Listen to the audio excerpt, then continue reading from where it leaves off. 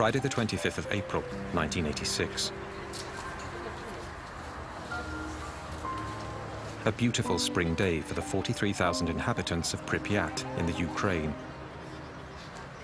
A day that will remain forever engraved in their memory.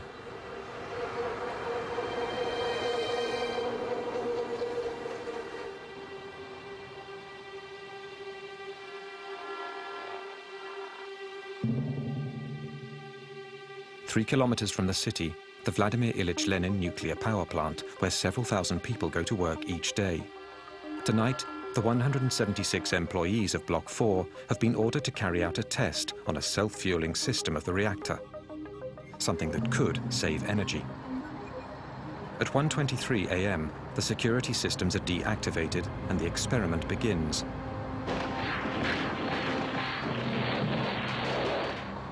A series of detonations go off in the core of the reactor. While Pripyat sleeps peacefully, the floor of the plant begins to tremble.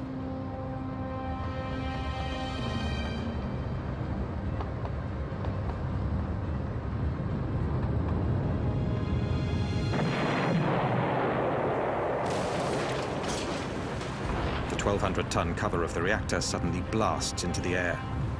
An ultra-powerful stream of radioactive vapor releases uranium and graphite over hundreds of meters around the plant. From the gaping hole, a spray of fire charged with radioactive particles in fusion shoots 1,000 meters into the sky. There were a lot of colors, and they were really bright, orange, red, sky blue, colors like blood, a rainbow. It was beautiful. The most serious nuclear accident in history has just taken place. During the night, early in the morning, I got the call around 5 a.m. I was told there's been some accident at the Chernobyl nuclear plant.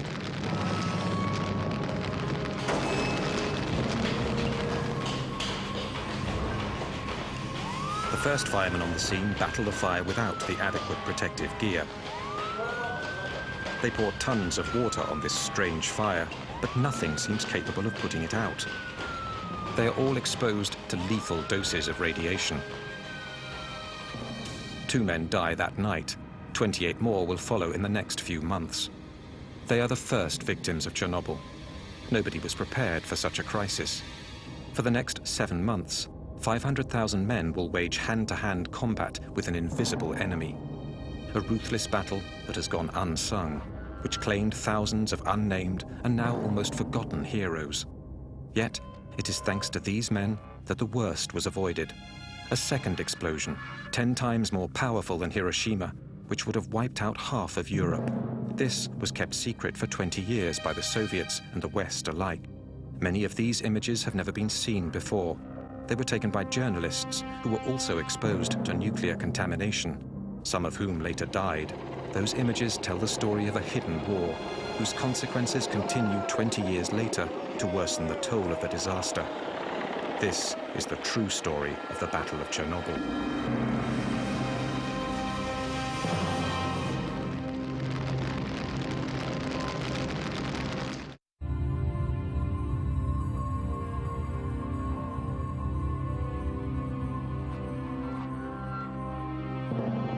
By early morning, the clouds are already being contaminated by the radioactive column rising 1,000 meters into the sky.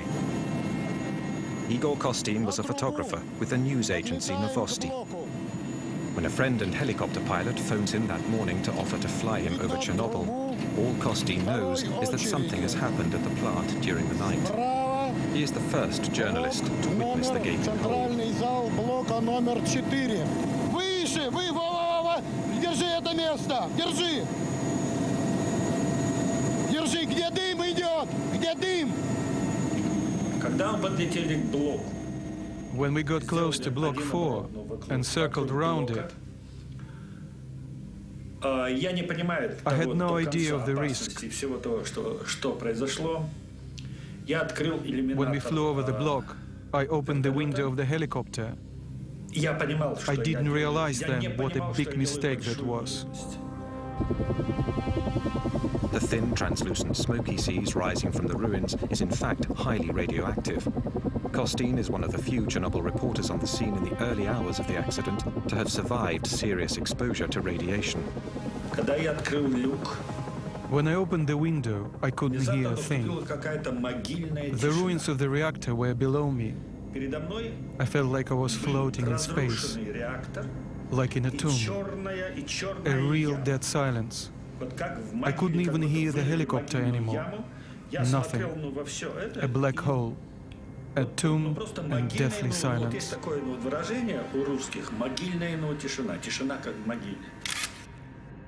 This is the first picture ever taken of the breach.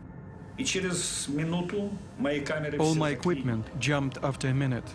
I couldn't understand what was going on. I thought my batteries were dead. I only managed to take a dozen photos. Once I returned to Kiev, I processed my pictures, and I noticed the negatives were black, and the colors very poor. I didn't know it yet, but the photos had been exposed to radioactivity. At the core of the blown-out reactor and buried under 14 meters of rubble, the graphite surrounding the nuclear fuel burns and melts the uranium. The radioactive fallout is going to be 100 times greater than the combined power of the 2 atomic bombs dropped on Hiroshima and Nagasaki. At the Kremlin, 8 hours after the explosion, Gorbachev only has scant information on the situation. The first information consisted of accident and fire.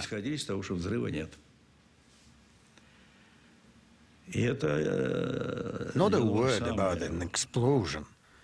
At first, I was told there hadn't been an explosion. The consequences of such false information were particularly dramatic.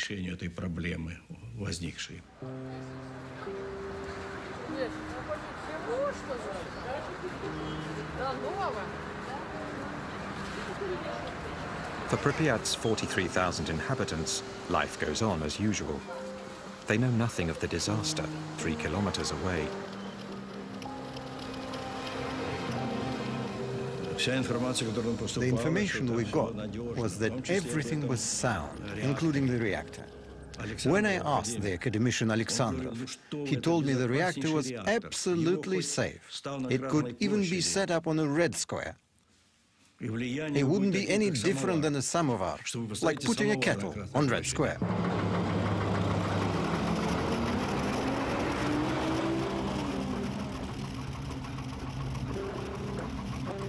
There are rumors in the town of a fire at the plant and deaths in the night, but no official information has been released. The white flashes on these images are the results of radioactivity on the film. People in the streets hardly blink an eye at the masked soldiers scattered throughout the city.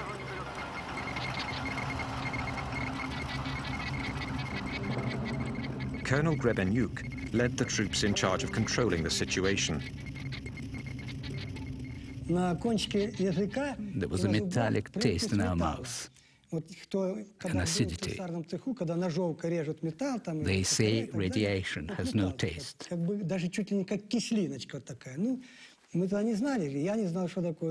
was only later we realized it was the taste of radioactive iodine.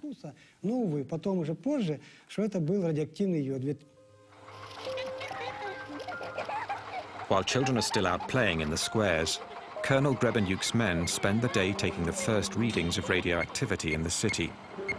In those days, radioactivity was measured in units called rongens. Normal atmospheric level is about 12 millionths of a rongen. In Pripyat, by early afternoon, readings are already over 200 thousandths of a rongen. In other words, 15,000 times higher than usual.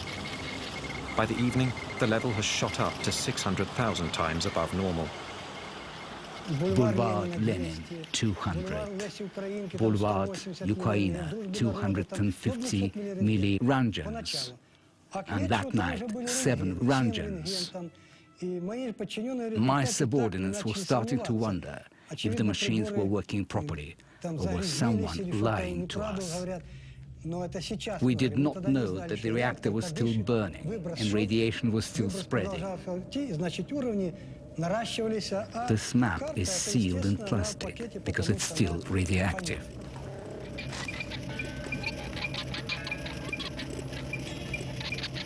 It's thought that a human being can absorb up to 2 rongens per year without being affected. But the body is lethally contaminated if it receives over 400 rongens. During that first day, the inhabitants absorb over 50 times what is considered to be a harmless dose. Such a pace, they would have received a lethal dose in 4 days. To understand what is going on, the colonel sends a patrol to take the first readings at the base of the plant.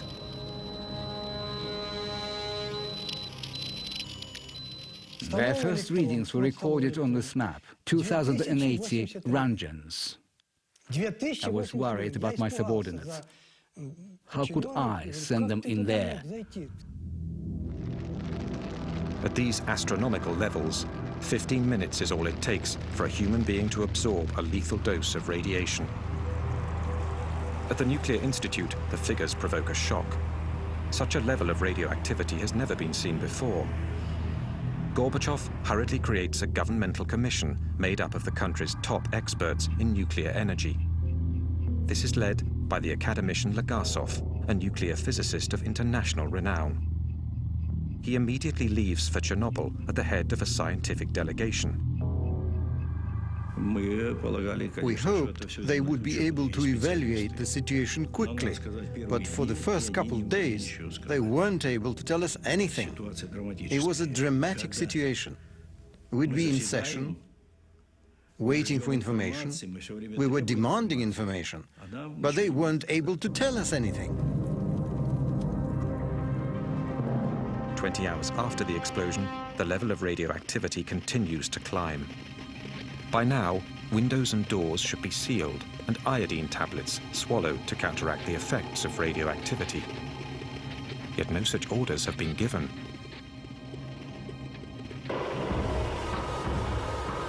Despite rising tensions in the city, the population has still not been informed of the situation. Yulia Marchenko was only 5 at the time. She lived in Pripyat with her family. Her father worked at the plant. My parents took me to the daycare center, like usual. Everything was absolutely normal. My father already knew there'd been an accident, but no precautions had been taken yet.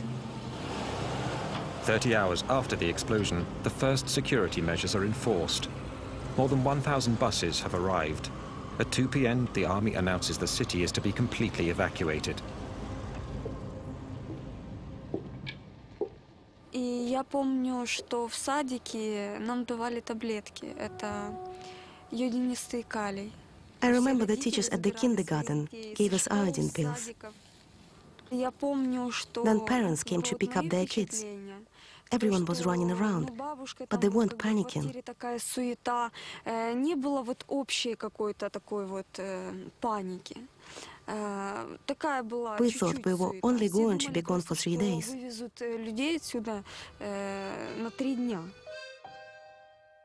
To avoid any panic, the authorities conceal the seriousness of the situation. Inhabitants are given 2 hours to gather their belongings and assemble in front of their buildings. They told us to get in the buses. I remember perfectly well having to choose which toys I was going to take. I had a lot of dolls and wanted to bring them all, but I couldn't. We couldn't even take any warm clothes. People have to leave everything they own, their entire lives behind. They will never return.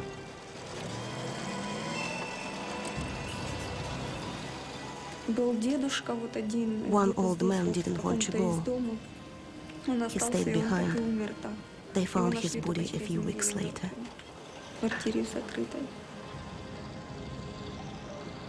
People didn't really believe what was happening. They thought they were being lied to. They remembered the German occupation and said that in 1941 there were bombs that fell.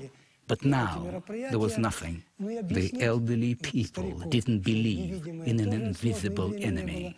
And there was no time to explain. My soldiers and I were simply carrying out orders.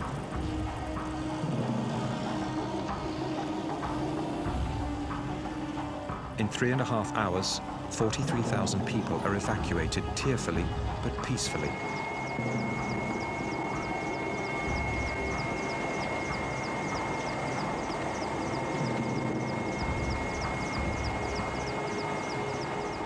Buses carry Europe's first atomic refugees. They have been exposed to doses of radiation that may alter the composition of their blood and engender fatal cancers.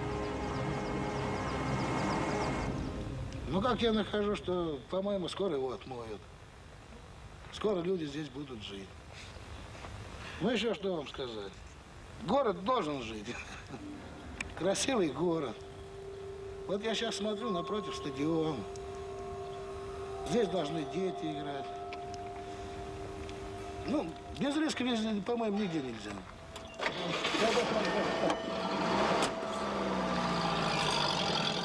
48 hours after the disaster, the only people left in the ghost town are the military personnel and members of the scientific delegation, headquartered at the Pripyat Hotel. As if unaware of the danger, they eat, sleep, and work right on the premises. These were upstanding people, specialists.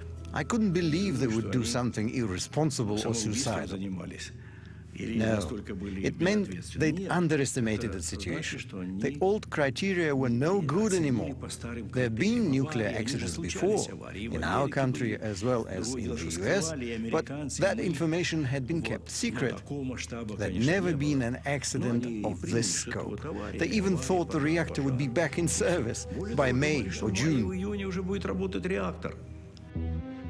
Meanwhile, clouds filled with radioactive particles are being blown north by the wind. Between the 26th and the 27th of April, they drift over 1,000 kilometers above Russia, then over Belarus and the Baltics. On the 28th, they hit Sweden, where the rise of radioactivity is detected near one of their nuclear power plants. Soon after, television news alerts the population. Radioactive dust from Chernobyl rains down on Stockholm. The authorities send a squadron of fighter planes to take readings in the clouds. The level of radioactivity suggests there's been a major accident somewhere. 60 hours after the disaster, still no official word has been reported outside of the Soviet Union. The Swedish Minister of Energy phoned me on the Monday, and I was in my office in Vienna, and she told me that they had measured very much increased radioactivity near our power plant in Forsmark in the east of Sweden, and they had concluded that it must have come from abroad. Did we know anything about it, was her question. And we said that no, we did not, but we are ready to contact and others, and we contact the Poles. They didn't have any nuclear power plant, but if there was anything else that could have happened there, and we contacted the Russians, of course. What has happened? An explosion? A radioactive cloud? Serious contamination? It was Sweden that alerted us. 3 days after the accident, while Gorbachev is still trying to gather data, American and European spy satellites turn to the Soviet Union and discover the ruins of the Ukrainian plant. The smoke, wafting from the gaping hole, shows up clearly in thermal vision. In the evening of that Monday, the 28th it would be, we had a message from Mr. Petrosian, who was the head of Atomic Energy Commission in Russia, in which he told us about the accident. And about the same time, the Russians actually released the information to the world. Obviously, over at the Politburo, we immediately decided it was essential that all facts be reported to us from then on. So I called on the KGB. I told them to follow everything that was happening over there and to report the conversations the scientists were having. I told them to report all of that information back, to me, personally. It has taken over 48 hours to get accurate information about the disaster. 2 days during which the 43,000 inhabitants of Pripyat are exposed to contamination. The crisis continues to grow. At the bottom of the destroyed reactor, 1,200 tons of white-hot magma continue to burn at over 3,000 degrees, sending liters of radioactive gas and dust into the atmosphere. The whole of Europe is at the mercy of the winds.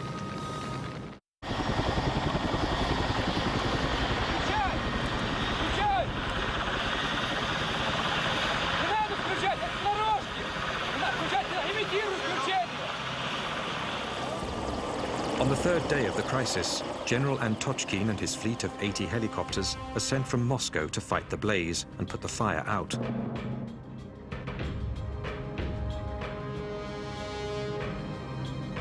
When he arrives, the general flies 200 meters above the blown-out reactor. Because of the fire, the temperature at that height was between 120 to 180 degrees Celsius. Our dosimeter, the instrument for measuring radiation, only went up to 500 Röntgens. The needle was going crazy. It was completely off the scale.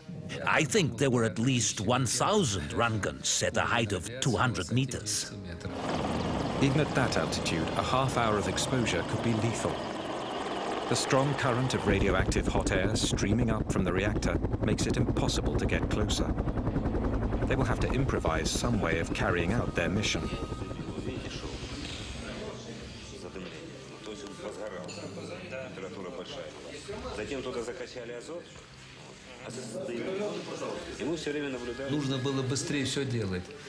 Something needed to be done as quickly as possible. Put out the fire and seal up the reactor to be able to get close enough to do other work. It also needed to be closed up to stop the radioactive dust from spreading. It was getting blown off by the wind. We really needed to act fast. A gigantic ballet begins. Top pilots have been rushed back from the Afghan front to fly helicopters carrying soldiers who will toss 80-kilo sandbags into the blaze with their bare hands.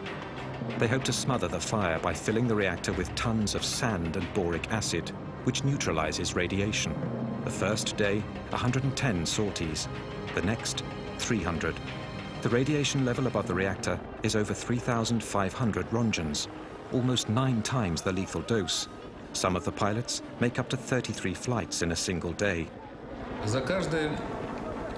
Each time they went, they received 5 or 6 Röntgens. If they were slow, it was even more. After throwing 6, 7, 8 bags, they were drenched in sweat from the heat. After a few missions, my soldiers would go wash up and eat. After a while, they'd start throwing up.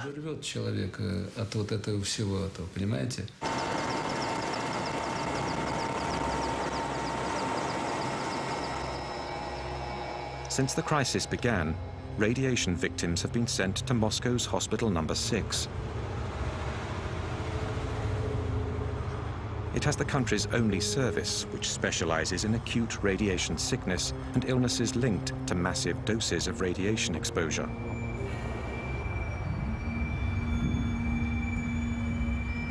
The initial symptoms of radiation sickness, vomiting, nausea and diarrhea, are followed by a latency period. It's only later that much more fatal symptoms appear, such as deterioration of bone marrow and horrible burns that eat flesh down to the bone.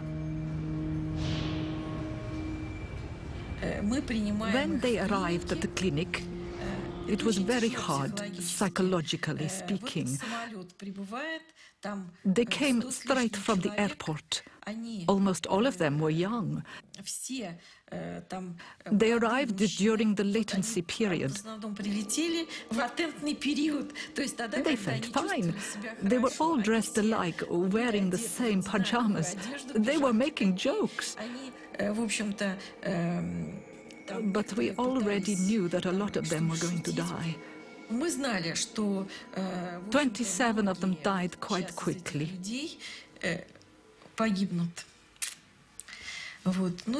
They'd all received huge doses of radiation and were suffering from life-threatening burns. Большие дозы облучения, и особенно большинство из этих людей имели несовместимую с жизнью ожоги радиационные. For 15 years, only the first victims will be acknowledged by the authorities.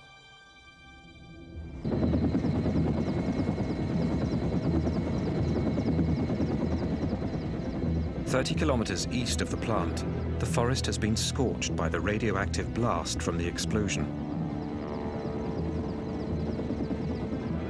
But the disaster area already stretches well beyond.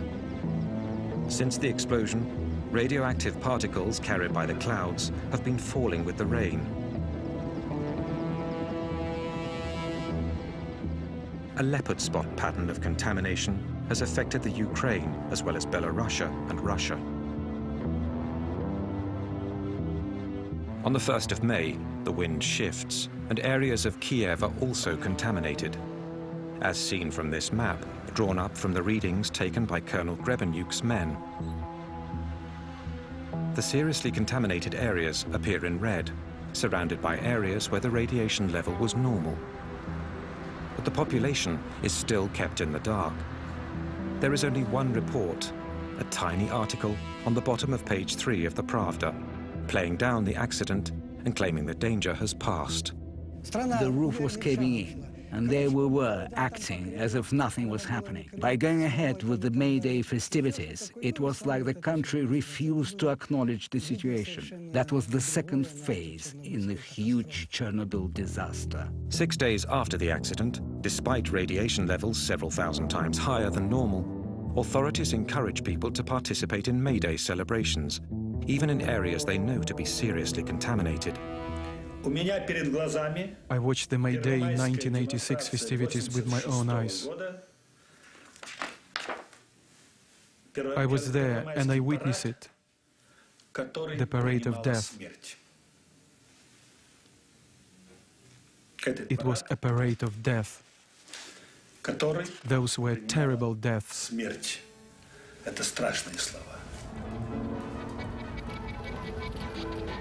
Disturbingly, all footage of May Day 1986 has now disappeared from the Ukrainian National Archives.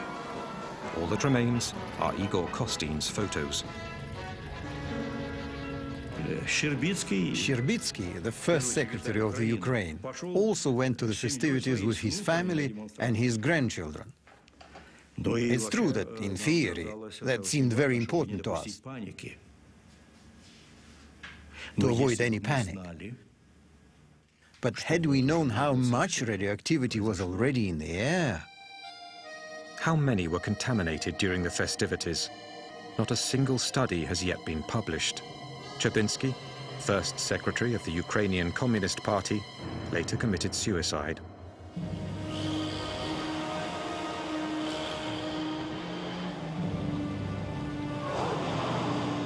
One week after the explosion, the exodus continues. The inhabitants of the city of Chernobyl, 7 kilometers from the plant, are evacuated. So are all the villages within a 30-kilometer radius around the plant. 130,000 people are moved, many of whom have already been dangerously contaminated.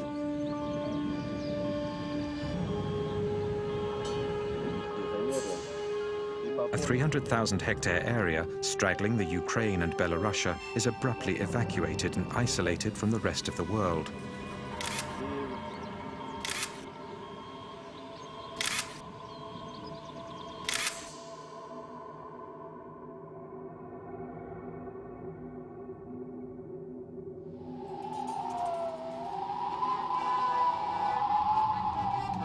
A vast region uprooted, an entire culture ripped from its land, a world wiped out in a few days' time by an invisible enemy.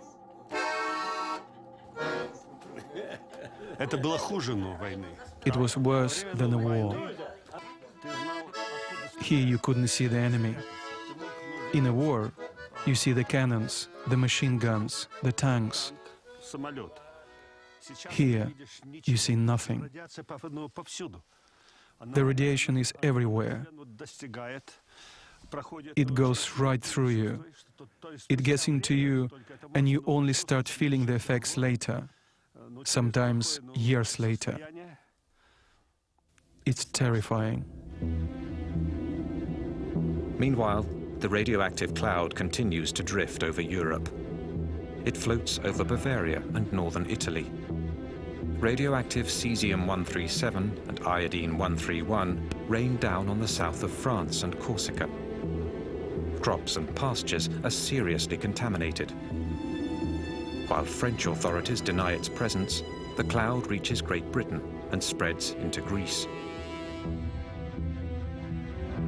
In Chernobyl, the level of radioactivity continues to climb. 6,000 tons of sand and boric acid have filled the hole. But underneath this gigantic plug, the white-hot magma continues to smolder. 10 days after the disaster, Gorbachev personally invites Hans Blix, director of the powerful International Atomic Energy Agency, to visit the site. He is the first expert and the first Westerner to visit Chernobyl.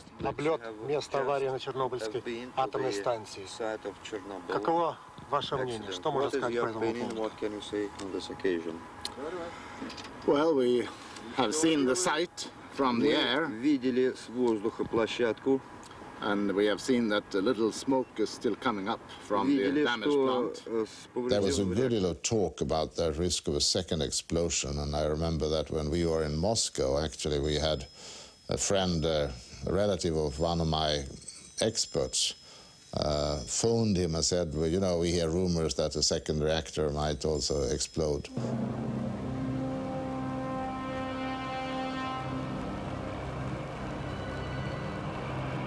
At the bottom of the reactor, 195 tons of nuclear fuel are still burning, giving off incredible heat that is gradually melting the sand. On the surface of the plug, cracks begin to appear. Once we plugged up the hole, the temperature started to rise.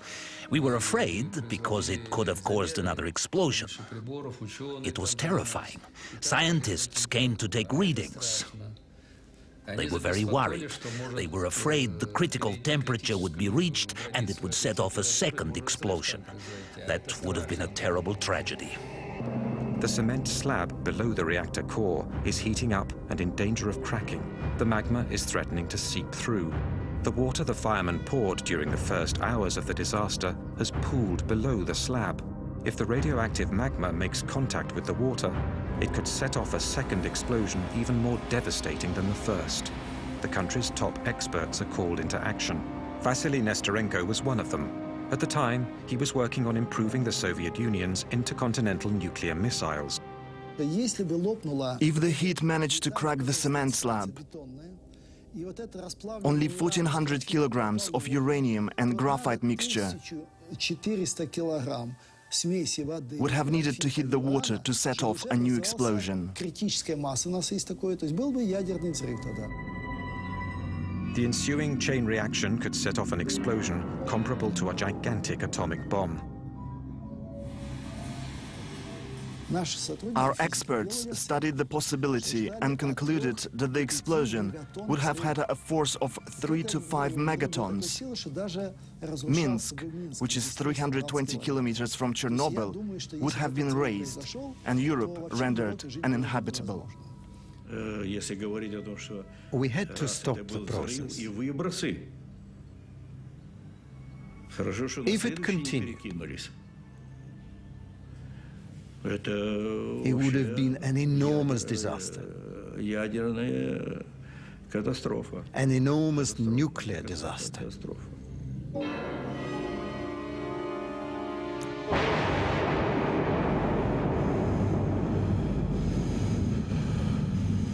This second explosion would have been accompanied by a terrible shockwave and a massive rise in radioactivity that would have claimed thousands of lives in a matter of hours.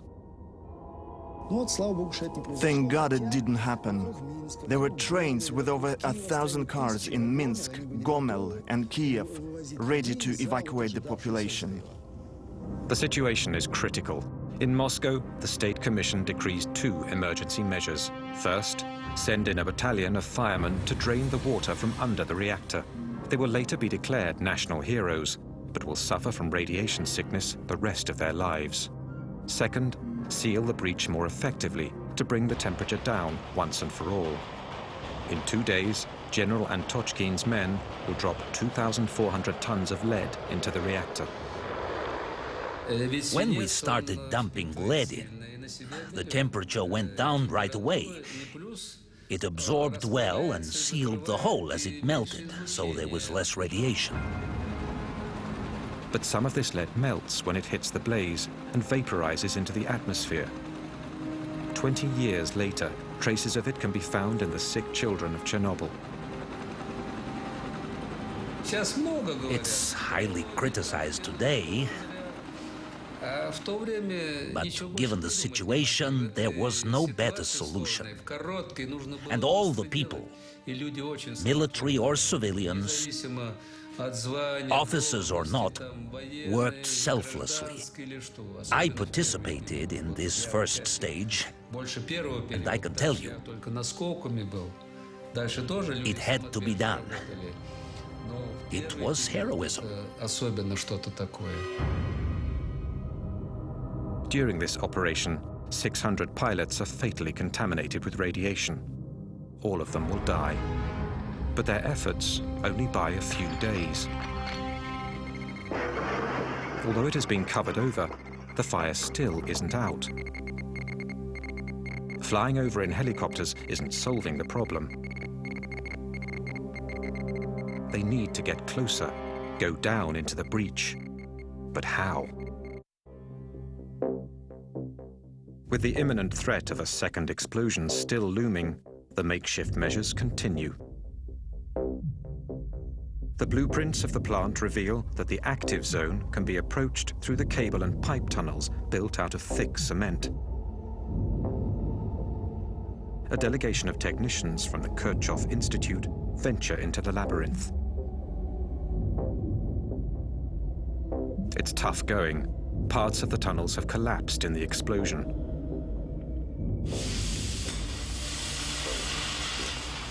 They pierce through the shell of the 4th reactor with a blowtorch and stick their radioactivity detectors and thermometers in, along with cameras. The result is terrifying. The radiation levels are astronomical, and their worst fears are confirmed. The white-hot magma has cracked the cement slab and seeped into the empty basin. It is now threatening to sink even further. There was a 5 to 10% risk of explosion. We drained the water from under the reactor, but something absolutely had to be done. Something had to be put underneath the reactor to keep the magma from seeping down. Something had to keep it from falling in. Nothing is stopping the magma from seeping even deeper into the sandy subsoil. And beneath the reactor lies a huge stretch aquifer that supplies the entire country with water.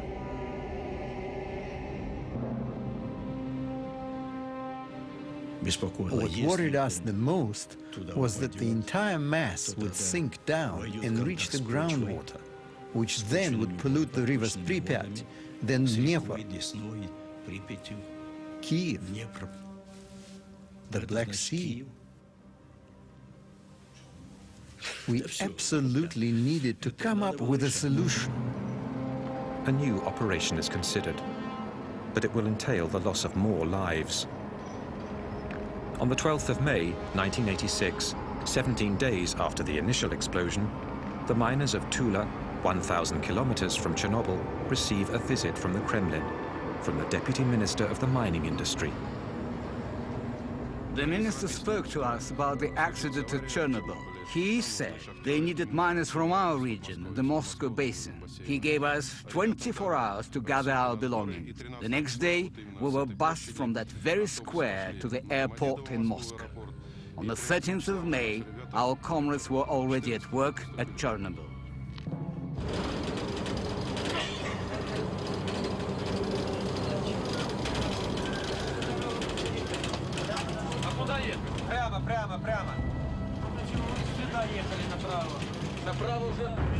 Their mission? To approach the reactor through what is now the only possible path, underground.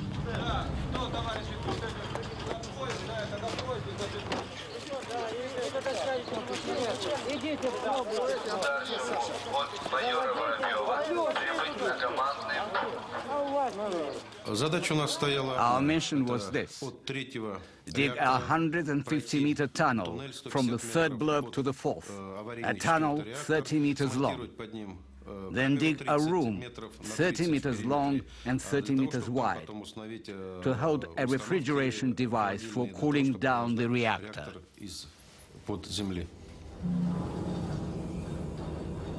To limit their exposure to radiation, the miners dig 12 meters down before making their way over to the burning reactor. There, they build a room 2 meters high and 30 meters wide, where a complex cooling system of liquid nitrogen will be set up.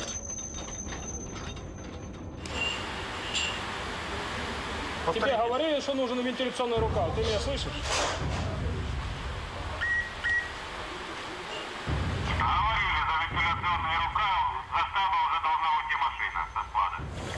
In 1 month, 10,000 miners from Russia and the mining regions of the Ukraine are sent down into the tunnel. They're between 20 and 30 years old. Inside the tunnel, which has no ventilation, the temperature hits 50 degrees Celsius, and radioactivity is at a minimum of 1 rontgen per hour. We worked without any protective gear. The miners couldn't use masks because the filters would get damp after a few minutes. So everyone just took them off and kept on working without them, with our shirts off too. We drank water out of open bottles, which was really bad because the radioactive particles were ingested right into our body. One of our comrades swallowed a grain of sand that was highly radioactive. He died. How can we know what each of us breathed or ingested?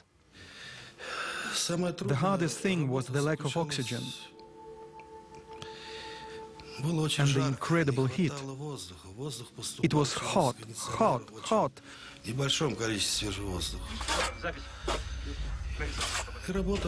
And we had to work really fast,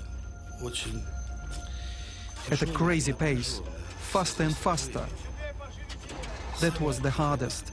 Go, go, go. Battalions of 30 miners relay each other every 3 hours, 24 hours a day.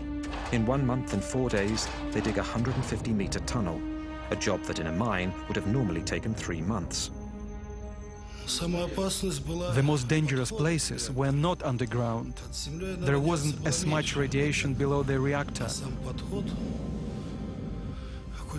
But as soon as we came up, we had to run even faster.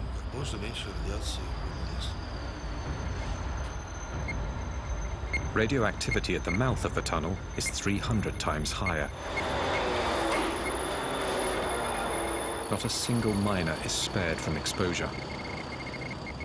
Not once are they informed of the real dangers they are facing.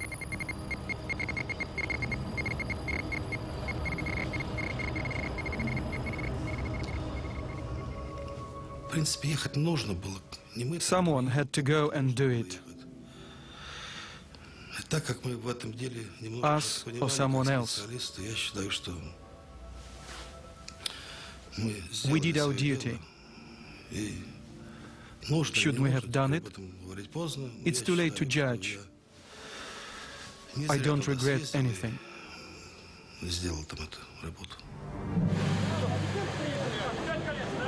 The miners accomplish their mission, but the cooling system is never set up below the reactor. The underground room is finally filled with cement to solidify the structure. The official position is that each miner received 30 to 60 rontgens, but survivors claim they received up to 5 times that amount. It is estimated that a fourth of these men died before the age of 40. 2,500 lives lost that don't appear in any official statistic. While the miners are still digging below the reactor, Hans Blix, with Soviet authorities, organizes a press conference in Moscow. Let me say that on behalf of the IAEA, we have expressed profound regret at the tragic accident, the loss of lives, and the damage which has been caused. We have now agreed with the Soviet authorities to come to Vienna for a post-accident analysis. In front of 500 journalists from all over the world, he announces an international conference that will be held in Vienna, where the Soviets have agreed to share all their data on the disaster. To analyze the accident. The most important effect of the press conference was that the Russian people felt that we can believe these guys. They were used to having a government that they didn't believe one word in, and accidents and disasters were usually suppressed. They didn't inform about them. So what they'd heard about this was just kept them worried that it might be even worse. It was bad enough, to be sure. But they felt that, yes, these guys we trust. So this was a victory for glasnost. The Soviets agreed to cooperate fully with the West, an historic change that begins an era of openness which became known as glasnost, a political victory for Gorbachev, who sorely needs it. Because in Chernobyl, although the fire is now being kept in check, the breach and tons of highly radioactive rubble lie exposed to the elements. It is of the utmost urgency to cover the broken structure and clean up the zone. But for that, more men will be needed, many more men.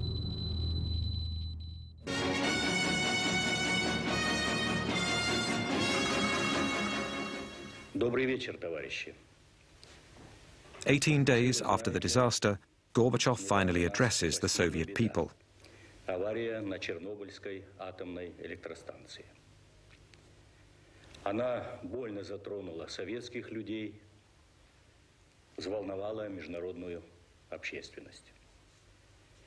Мы впервые реально столкнулись с такой грозной силой, какой является ядерная энергия, вышедшая из-под контроля. Вся работа, по сути, ведется круглосуточно. Задействованы научные, технические, экономические возможности всей страны. The entire country was mobilized. No bureaucratic formalities. If someone had what we needed, we took it. No formalities. We'd worry about the cost later. We took whatever we needed. It was a frontline situation. General Nikolai Tarakanov is sent to command the land troops. In 1 year, 100,000 soldiers and officers passed through Chernobyl. They were all reservists. They were summoned up by top administration in their cities and sent to the front. Military personnel or civilians, officers or simple soldiers, all of them are liquidators, a term invented for the Battle of Chernobyl. Their mission? Clean up, liquidate the radioactivity. Сначала ходишь первые дни, прячешься, одеваешь маску, а потом уже забываешь, даже на производстве уже забываешь одевать ее. Уже как дома, чувствуешь себя действительно, привыкаешь здорово. Все улыбаются, все довольны. Водку не продают. Вообще в Москве такой слух был, что на Чернобыль приезжает, водителям каждый день дают 150 грамм этого. Я с женой разговаривал, 150, и рассказываю, говорю, в столовую заходишь 150, выходишь 150. Она, ты хоть закусывай там.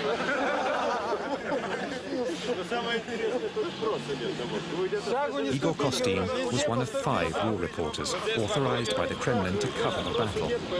A first in a country that kept everything hidden. 3 of his colleagues are now dead. There were no titles, no ministers, generals or soldiers. No one was saying, I'm a general, do what I say. Everyone was honestly doing what they could. And so the operation named the liquidation of the Chernobyl accident was set in motion. 100,000 troops, as well as 400,000 civilians, workers, engineers, nurses, doctors and scientists from every Soviet republic passed through Chernobyl. The Soviet Union is waging its last major battle. 500,000 people. The troops in Chernobyl were bigger than Napoleon's, but our army got contaminated. From the sky, helicopters dropped tons of a sticky liquid dubbed Berber, a mixture that coagulates and plasters the radioactive dust to the ground. Meanwhile, brigades of liquidators are put in charge of cleaning up the zone and house by house of removing the layer of radioactive dust that covers everything.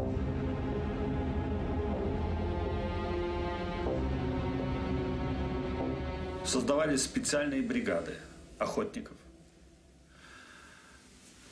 Special hunting squads were formed. They patrolled the countryside and forest with rifles, killing cats and dogs.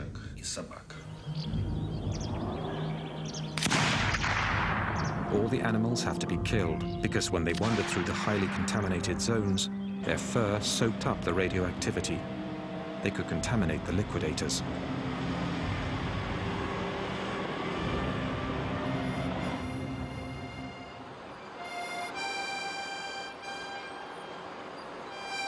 The last villages with people still remaining in the zone are evacuated.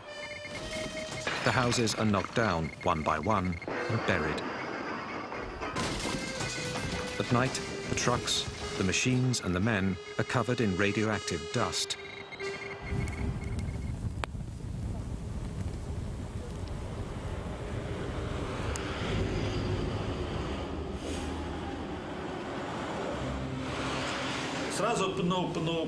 We would wash 5 or 6 times in the shower.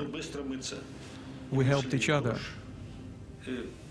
We used the hemp glove and the roughest soap available. Хорошая мочалка и самое суровое хозяйственное мыло, которое стирает белье солдатское. Там много очень. We scrubbed away. Голова, все тело по 5-3 раза, пока уже не устаешь. We put on new clothes, then we ate. We ate really well there, because you need to keep your strength up to fight the ionizing radiation. Ionizing radiation seeks out the weak spots in your body. Организм должен быть очень крепкий. Очень крепкий. И ионизирующее излучение. That's where it finds a way in and knocks you out. И туда стреляет.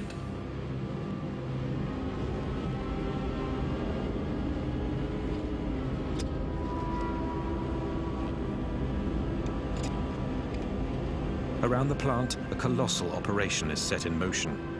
It goes on 7 days a week without a single day off.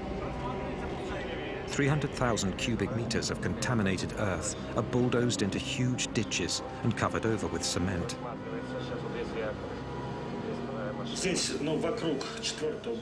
This spot, around the 4th reactor, is where the most dangerous missions of the zone took place. 8 weeks after the explosion, the liquidators tackle the heart of the problem. In order to neutralize the toxic waste for the long term and prevent it from spreading even more, the entire blown-out reactor has to be isolated. Lev Bolchakov was one of the engineers who designed the enormous structure that would entirely cover the 4th reactor. A sarcophagus of steel and concrete, 170 meters long and 66 meters high. It was one of a kind, a unique project. No one had ever built such a structure in a zone this radioactive. You could only work a few minutes at a time. That had never been done before.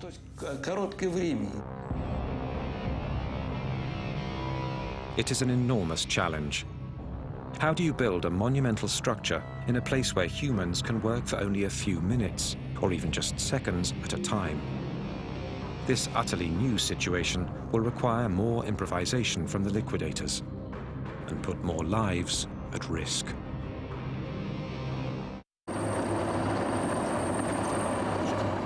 It has now been more than 12 weeks since the initial blast at block number 4 of the Chernobyl nuclear power plant. To stop the deadly contamination, the final attack is launched.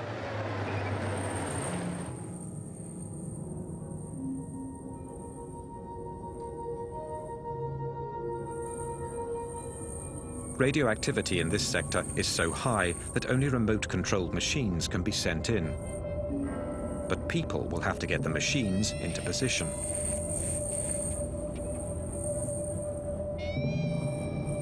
Workers can only stay a few minutes without receiving a fatal dose of radiation. With each second, their lives are more and more threatened. Here's one of the armored vehicles. It looks primitive, but we had to build them ourselves. We lined the cabs entirely with lead to protect our soldiers from the radiation as best we could.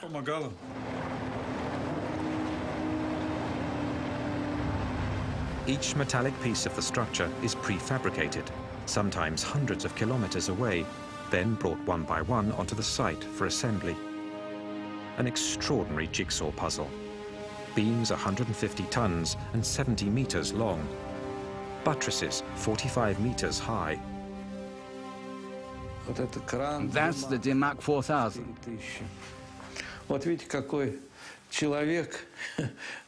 Look at the size of this crane.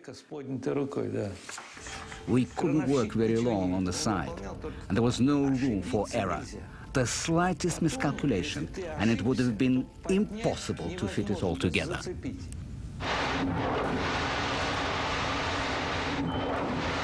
Despite the extreme conditions, work progresses.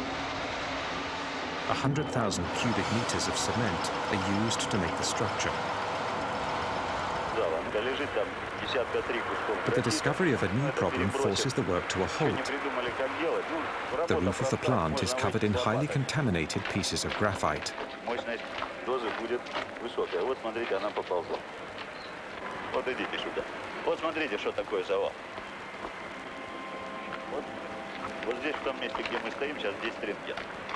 Это будет примерно 1000. Вот около вот этого колпака примерно 200. Все, пойдемте. На сегодня хватит нам.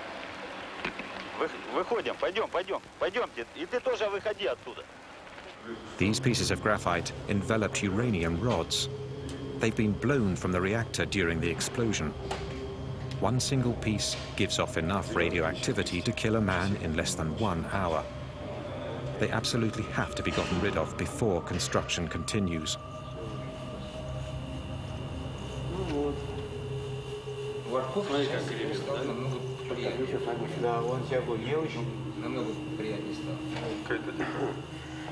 Там очень большие уровни радиоактивного излучения, и поэтому туда подойти крайне тяжело. Ну и зачем туда пускать людей, когда может техника сработать? Robots are sent onto the roof to shove the lethal debris over the edge. 60 meters below, other robots gather it up and bury it in ditches. But after a few days, the ambient radioactivity begins to affect even the machines. Their electronic circuitry can't hold up. They go berserk and break down. One of them hurtles itself into the breach. Как вы собираетесь его разворачивать? Он же поперек висит.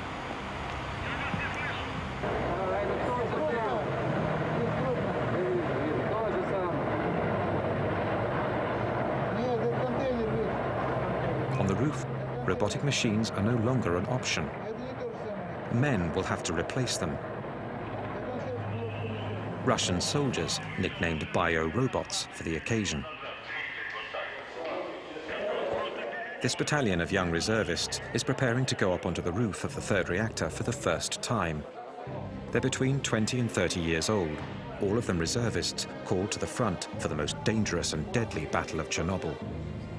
No human has ever worked in zones as radioactive as this.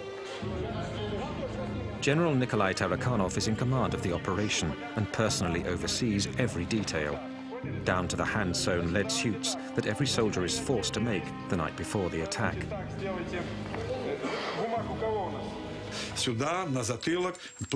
On their fronts, on their backs, in their boots, they were covered in lead. A helmet, a mask to protect against beta rays,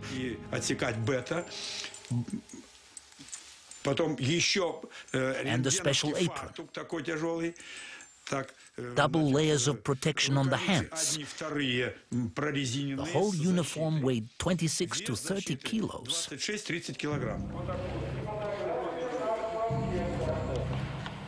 Хорошо, первый вопрос решили. Так, медицинское свидетельство не все прошли? Все прошли. Нет, подождите, это ответ, значит, не по существу. Анализ крови, правильно? Значит, я вам действительно, товарищи, говорю, мы проводили 2 дня назад эксперимент с научным центром.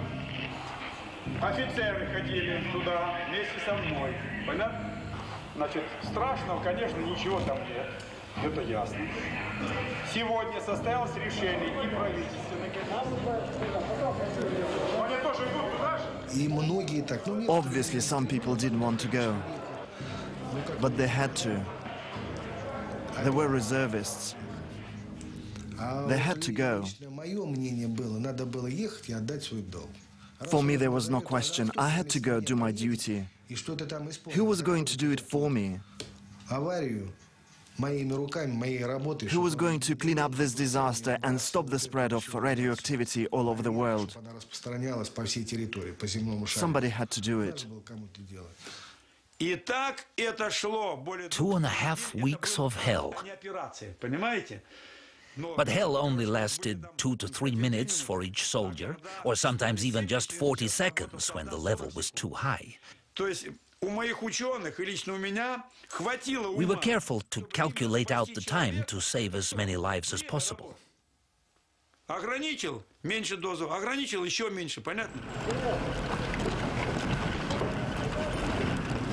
When the siren blows, a crew of 8 soldiers rushes up onto the roof, along with an officer. Their mission is simple: shovel up the radioactive debris as quickly as possible and throw it off the roof.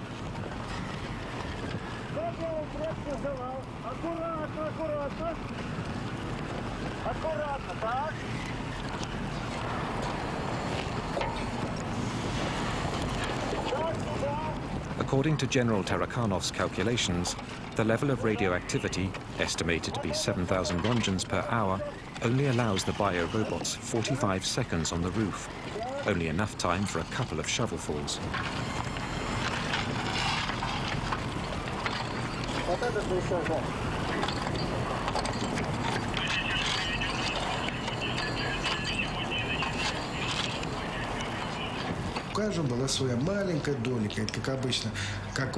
We were like ants. Just as some were finishing their task, others would immediately take their place.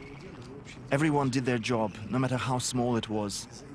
And that's how, together, we were able to fight the radioactivity. For 10 days, a new crew of bio-robots climbs on the roof every 10 minutes. According to military personnel, 3,500 people participate in the cleanup. Some, like Igor Kostin and Konstantin Fedotov, went up on the roof 5 times.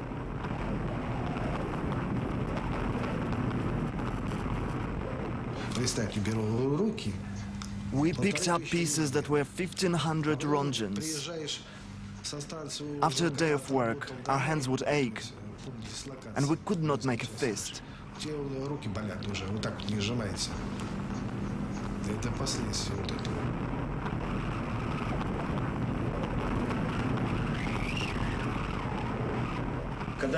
The first time I went up on the roof, I was struck by the mystical feeling there. It was like being on another planet. The whole thing was covered in radioactive waste.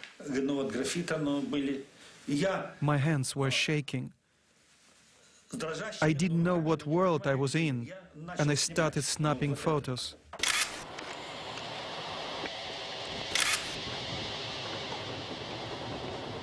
If you look close, you can see traces of radiation on the film.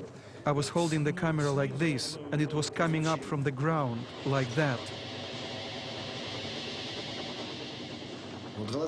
Your eyes hurt, and there was a metal taste in your mouth.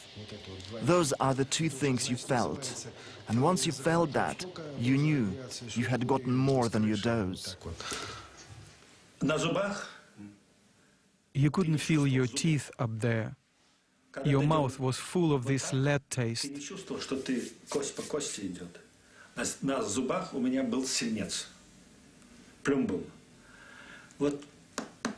You went like this, but you couldn't hear anything. Everything was covered in lead. Even today, 20 years later, I can still taste the lead in my mouth.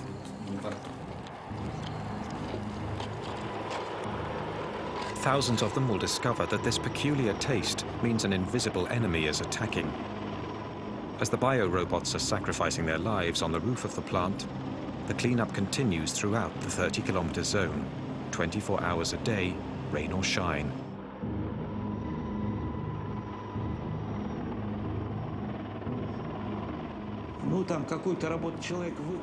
Where normally it would take one man 1 hour to do a job, here in Chernobyl it took 60 people.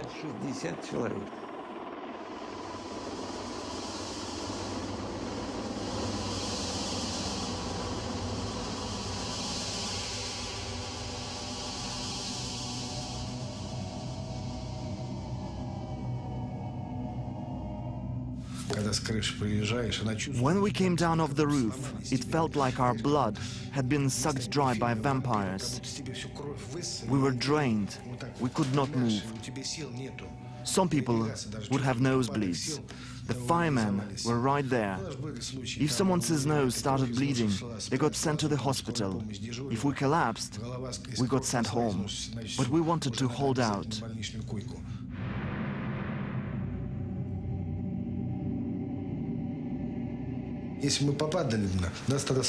But at that time we were young and strong. Our health is shot. We've lost everything.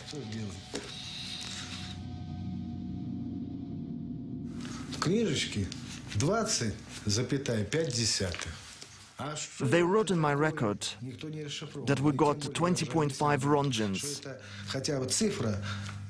But what did that mean?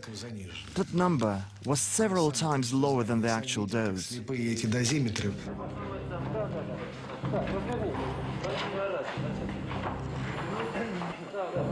Позвольте мне от оперативной группы Министерства обороны СССР вручить вам почетный грамоту.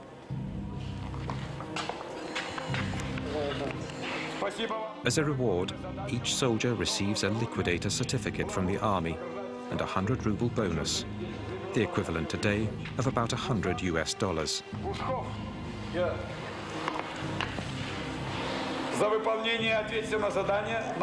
They have risked their lives, but they've only reduced the radiation level on the roof by 35%. When they sent all those people up onto the roof, no one knew exactly the actual level of radiation. Now we know it was between 10,000 and 12,000 Rongens per hour. At that level of radioactivity, people never should have been sent.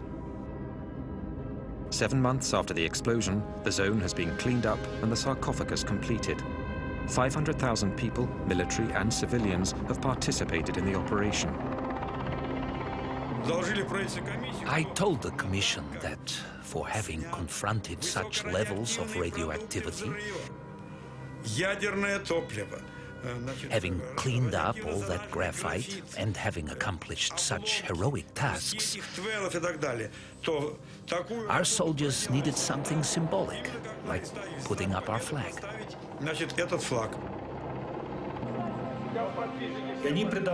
Putting the flag up was like putting the flag on the Reichstag.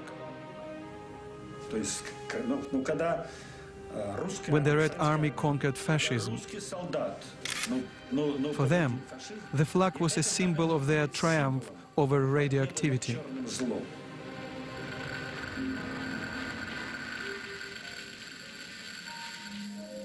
Each team of liquidators celebrates the end of the operation in their own way.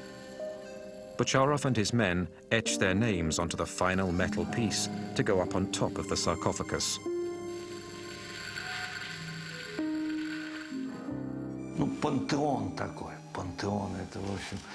Our sarcophagus is a pantheon, a tomb, a mausoleum, our second mausoleum. After that, we stopped building nuclear power plants.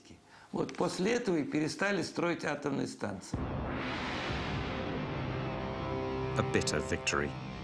The country will never recover. It cost us 18 billion rubles. At that time, a ruble was worth $1. 18 billion. That's huge. And if you consider that shortly after the price of oil collapsed, you can imagine the trouble our country and perestroika were up against.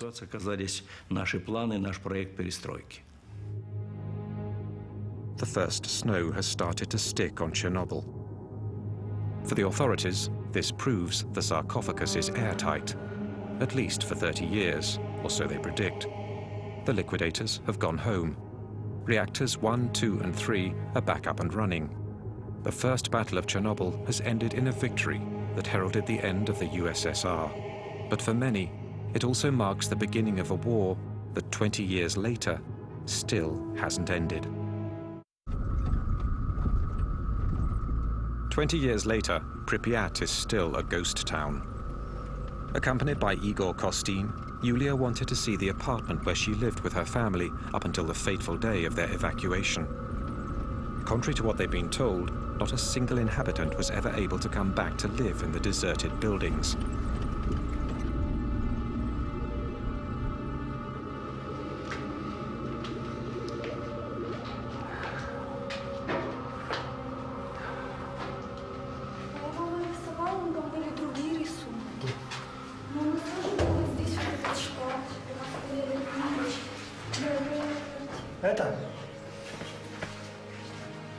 Потрогай стену, раз ты пришла к себе домой.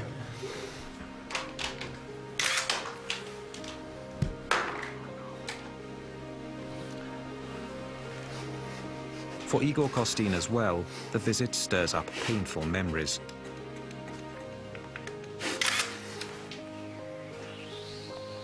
He was fatally exposed to radiation during the 7 months he spent covering the battle. Since then, he's had to be hospitalized for over 2 months each year. Новую энергию в завтрашний день. Родина, как никто, больше дает энергию человеку.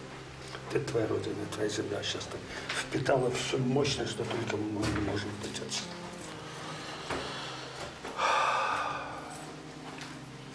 У меня такое ощущение, что здесь была всю жизнь.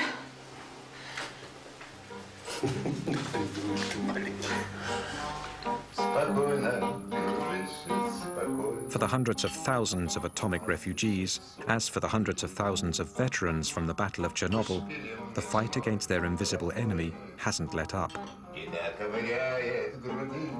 Everyone who went to Chernobyl is still suffering from the radioactivity their bodies absorbed. In the months following the accident, the liquidators flooded into hospitals all over the Soviet Union. 20 years later, those who are still alive continue to frequent Hospital Number 6. They're all victims of what specialists have since named the Chernobyl syndrome.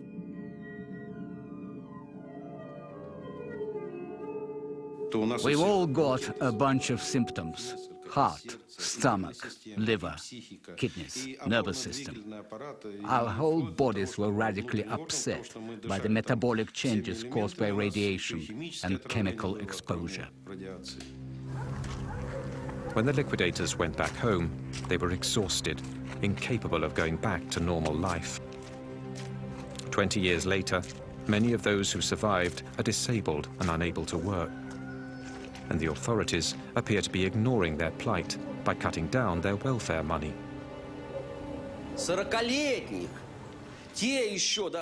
The veterans of the war in Afghanistan are still alive, while we are slowly wasting away. I have written a poem about this.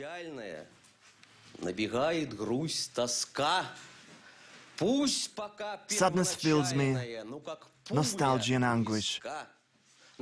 Like a bullet in the temple, nothing can ever stop. The mother prays in secret to God to spare his life. These men weren't even 30 when they were sent in to battle the atom. Today, the survivors are not yet 50 years old, but they struggle like senior citizens. According to the military, of the 500,000 Chernobyl liquidators, 20,000 have already died. 200,000 are officially disabled. You don't know how long you have to live, or what disease is going to kill you. You don't know what effects it will have on your children, if you have any. We know all that, and we know the invisible enemy is eating away inside of us like a worm. For us, the war continues, and little by little, we're slipping away from this world. Yet for 2 decades, only 59 deaths have been officially attributed to the Chernobyl disaster. Not a single study has been carried out of the 130,000 refugees from the zone.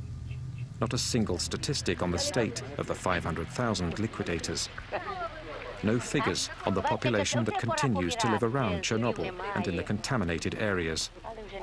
The real amount of radiation these people were exposed to has never been revealed to them. 6-0, да? Це вже підвищується. Вчора було 5 і 7, а сьогодні вже 6-0. Степені підвищується, однаково може бути. Да? Плюс-мінус. Плюс-мінус. Це не таке страшне. Слухайте, до скількох страшне? До скількох? Ну, кажіть правду. До скількох страшне? До скількох? До 20. A deputy of the Supreme Soviet discovered the systematic cover-up of the true consequences of Chernobyl when the Soviet Empire dissolved in 1991. Taking advantage of the anarchy in the country, she managed to get her hands on a copy of top-secret documents. 600 pages of a report to the Central Committee, written while the Battle of Chernobyl was still raging. When I read these documents, I discovered everything happened differently. I realized just how huge a lie the party leaders told. A decree number 12 stated that on the 12th of May 1986, 10,198 people had already been hospitalized. 345 showed signs of radio lesions. Yet at the same time, they were telling us everything was fine, that it was nothing serious, and I realized the scope of the lies. According to Allah, another passage reveals that authorities had arbitrarily changed the standards, multiplying by 5 what was considered the acceptable dose of radiation for the human body. When they raised the standard, suddenly people were miraculously cured. They were released from the hospital and sent home. It was criminal. The tendency to manipulate the numbers was not unique to the Soviets. In late August 1986, the first international conference assessing Chernobyl took place behind closed doors. It was presided over by Hans Blix. No journalists or outside observers were admitted into the amphitheater. The Russian delegation was led by Legasov, the man who'd been in charge of the governmental commission during the Battle of Chernobyl. When we put him in charge of preparing the report for the IAEA, we gave him the duty of reporting everything. He came up with a very detailed report that put everybody in a state of shock. Legasov spoke for 3 hours. His report concluded that in the decades to come, about 40,000 deaths from cancer caused by Chernobyl were to be expected. The Western world refused flat out to accept this estimate, which spurred a genuine East-West negotiation. These are theoretical calculations based upon the Hiroshima model, that you say that if you have a certain radioactivity, you know from Hiroshima that the long-term effect was so and so many would die from it. And if you then increase it by tenfold, you assume that it will be tenfold. Well, that's the calculation. This is not, I think, this is not empiric. There again, the figures were surprisingly flexible. By the end of the conference, people were no longer talking about 40,000, but rather of 4,000 probable deaths. Nearly 20 years later, in September 2005, this figure became the official death toll of the disaster.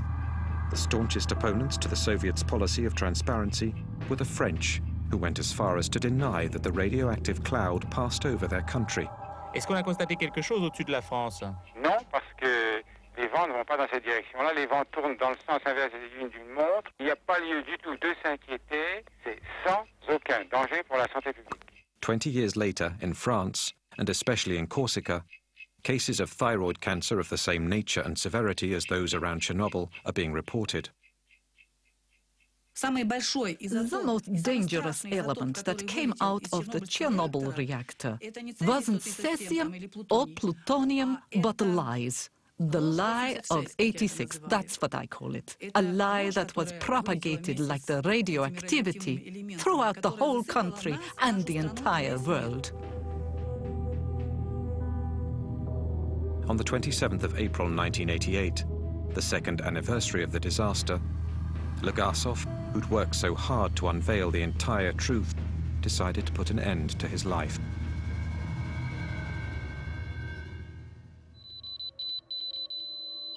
Today, as perfect metaphors of the institutionalized lie, the radioactive particles hurled from the reactor in the explosion continue to poison the land. 20 years after the disaster, the area of Chernobyl remains uninhabitable.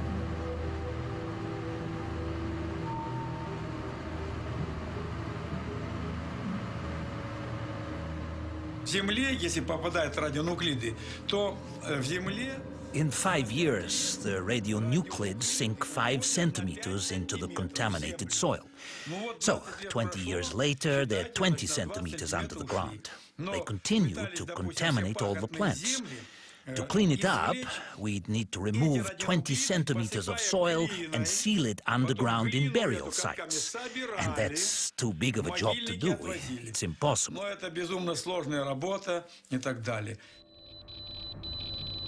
Today, 8 million people live in contaminated areas of the Ukraine, Russia, and especially Belarus. For 20 years, they've lived off the radioactive food that continues to contaminate them little by little. This issue, raised in 1986 by the Soviet delegation at the Vienna conference, has been systematically ignored. And yet, 1,152 children were treated for thyroid cancer between 1986 and 2002 at a specialized center in Minsk. How many in other cities? No global statistics have yet been made public. One doctor, Yuri Bandayevsky, has been studying illnesses among the populations in the contaminated areas ever since the disaster. When his findings were published in 1996, they were immediately condemned. Arrested and officially sentenced for corruption, he spent the next 5 years in jail. In November 2005, he was still under house arrest. Look what happened when the mother was contaminated with cesium during pregnancy. In one single family. Look how many deformations, hair lip, missing eyes, deformed skulls. These embryos come from hamsters that were fed only contaminated grass from the region of Gomel. The result? Entire litters of deformed animals. I was horrified by how many deformed embryos developed in animals that had eaten cesium-contaminated food. I obtained a horrible number of deformations in 2 weeks. Usually, when you encounter a monster, you describe it.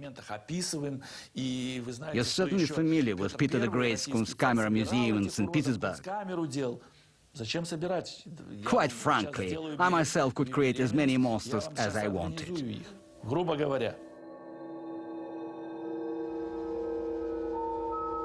There's been no official study of genetic mutations stemming from Chernobyl.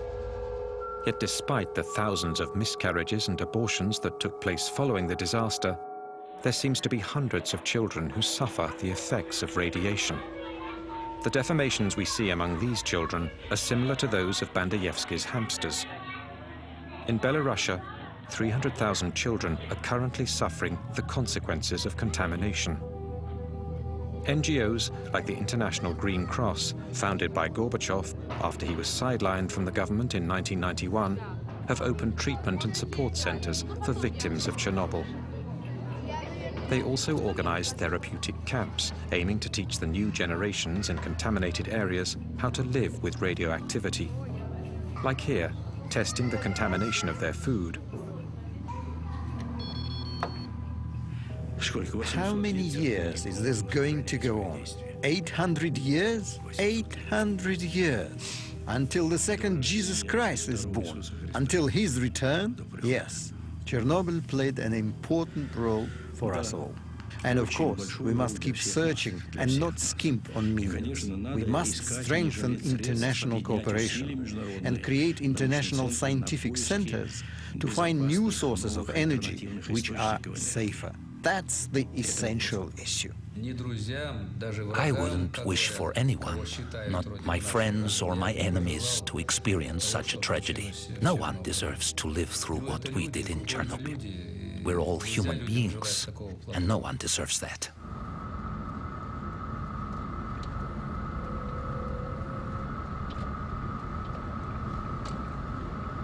In the heart of the zone, 10 kilometers from the nuclear power plant, and hidden in the forest, lies Chernobyl 2. 20 years ago, no one could get near this huge military radar. Moscow's hidden eye meant to spot American missiles. The fact it was put out of service after the explosion tallies with what the Chernobyl accident seemed to foreshadow.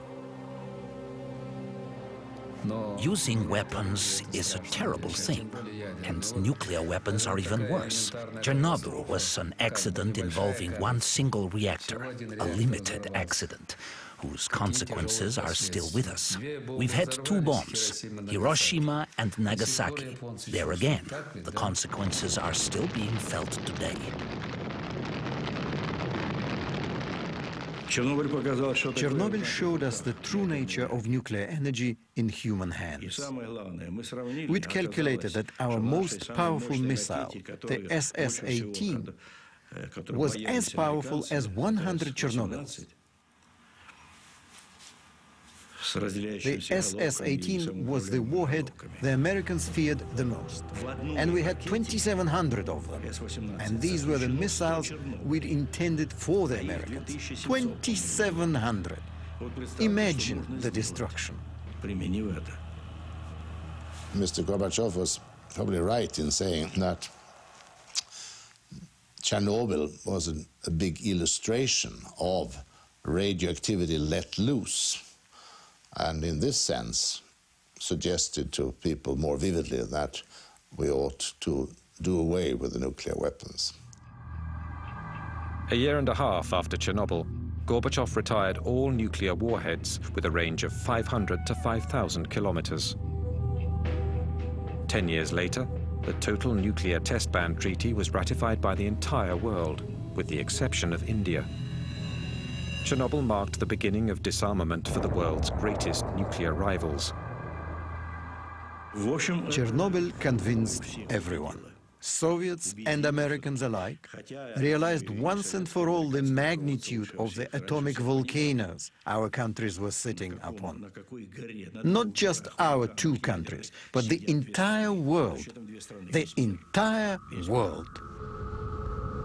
Yet 20 years later, the Chernobyl disaster and its lessons seem to be fading from memory.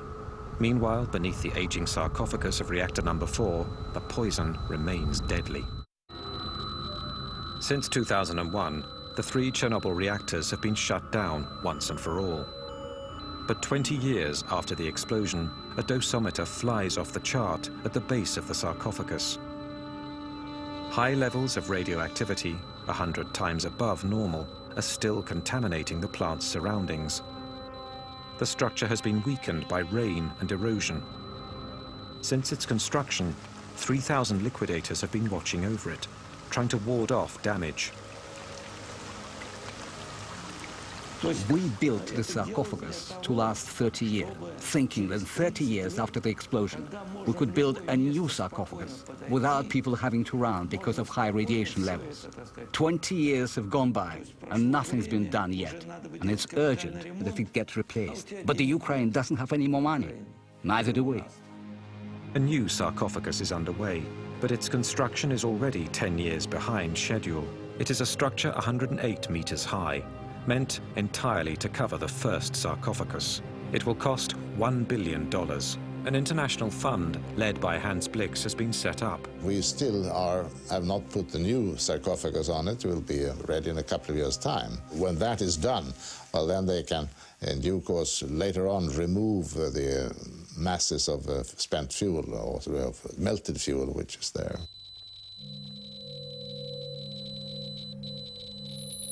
20 years after the explosion, the cooled magma at the reactor's core, 14 meters underground, is still a terrible threat and will remain so for years to come.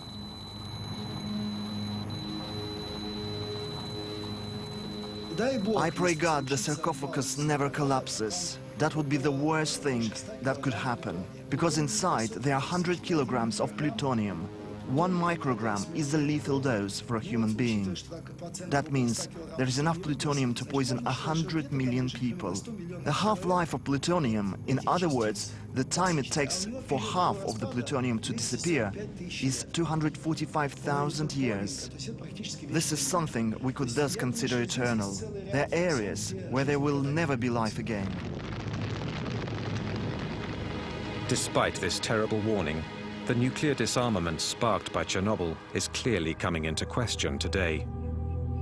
If nuclear development for civilian uses is being put forward as a solution to the problems of fossil fuels and global warming, this landscape reminds us that such an option is not without consequences. It requires the greatest caution and clear information on the real risks it presents.